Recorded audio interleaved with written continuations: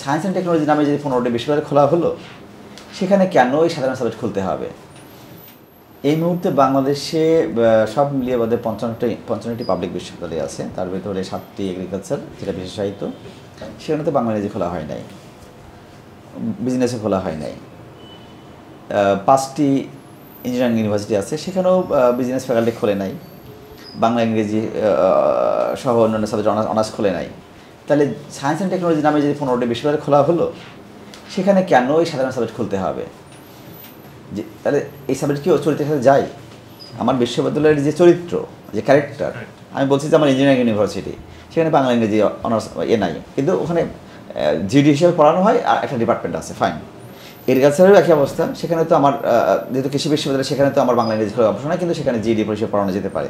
ঠিক একইভাবে তো এটাই মানে যৌক্তিক ছিল এবং ন্যাশনাল ছিল এবং এটা নৈতিক ছিল যে এই সায়েন্স অ্যান্ড টেকনোলজি ইউনিভার্সিটিতে এই ধরনের সাধারণ সাবজেক্টের কোনো ডিপার্টমেন্ট থাকবে না, সেখানে আন্ডার গ্রেডের কোনো অনার্স করানোর সুযোগ থাকবে না। ডিপার্টমেন্ট থাকবে, যে ডিপার্টমেন্টগুলো সব ডিপার্টমেন্টের যে জিডি কোর্স আছে, জেনারেশন কোর্স, সেটা পড়াবে। কিন্তু ওই যে ব্যক্তি স্বার্থে, ক্ষুদ্র স্বার্থে এইগুলো দু একটা ইউনিভার্সিটিতে ওপেন করে ফেলেছে এবং তার ধারাবাহিকতা এখন এটা অনেকটা ক্যান্সারের মতো সব জায়গায় মানে ছড়িয়ে পড়তেছে। এটা আমি মনে করি যে এটা অনৈতিক, এবং এরও তদন্ত হওয়া উচিত কেন এটা হলো। কারণ আমার এখানে তো এখন অসংখ্য সাধারণ বিশ্ববিদ্যালয় আছে যেখানে আমরা সব পড়াচ্ছি, সাধারণ সাবজেক্ট পড়াচ্ছি।